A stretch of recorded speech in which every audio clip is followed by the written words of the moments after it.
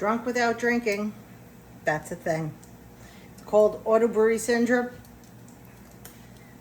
It's where your body ferments the carbohydrates that you eat to alcohol and you become legally intoxicated.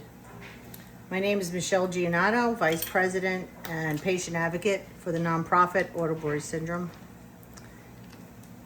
I had a conversation with someone this week.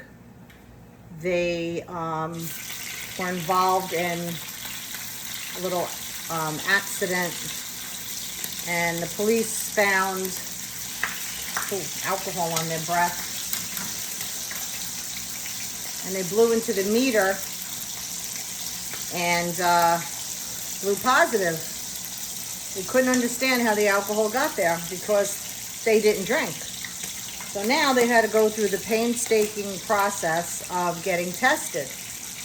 And the testing included eating carbohydrates and the glucose drink in a hospital setting and getting blood draws at intervals per the case study. And luckily that the doctors followed the case study and they kept him in the hospital the recommended 24 hours for that test. And I say luckily kept him in the hospital for the 24-hour test because the patient didn't convert the foods to alcohol until the following morning. So blood draw all day, blood draw, 0, 0, 0. The following morning, when he got the blood draw, it was some ridiculously high number. Now you might say, how could that be? We don't know. What I could probably say is it's safe to assume that maybe the fermenting organisms is lower in the GI tract, which is why we always ask providers to deviate from the case study and give food also, because if you just give the glucose drink, it may not show up in the blood draws.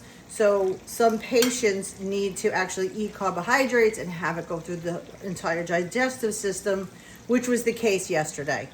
And some of the yeast and bacteria we just think are maybe slower fermenters.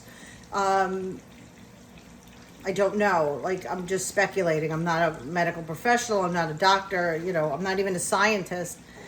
I just can't explain how some patients, it takes up to 24 hours.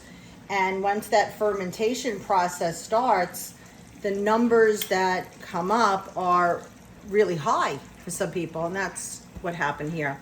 So what's good is that he had it done in a medically supervised area so that the risk of being accused of bringing in alcohol from the outside was eliminated. There were no visitors, and he had his patient advocate there with him, and he tested positive. So in one way good, but in another way bad, because now he has to present this to his attorney, teach his attorney about defending someone with Brewery.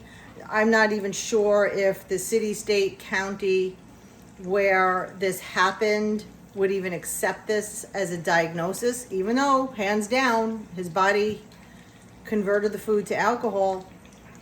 But this is a challenge for a lot of patients in our group because they're not given this high carb challenge and kept in a medically supervised hospital type setting for 23 or 24 hours.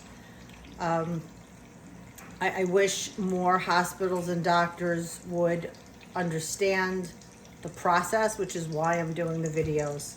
If you have any questions about Brewery syndrome, please go on our website, autobrewery.org. On the front page of our website, scroll all the way down. There is a 6-year study, scientific study that was just published in Nature Microbiology. Read up on it. And there's also case studies and videos and other articles that you can download and read If you have or suspect you have or know someone who may have it, absolutely message me, reach out to me. A few people saw my videos and discovered a loved one had this condition and they reached out to me for help. I'm more than happy to connect with you and get you through the process. Okay, thanks.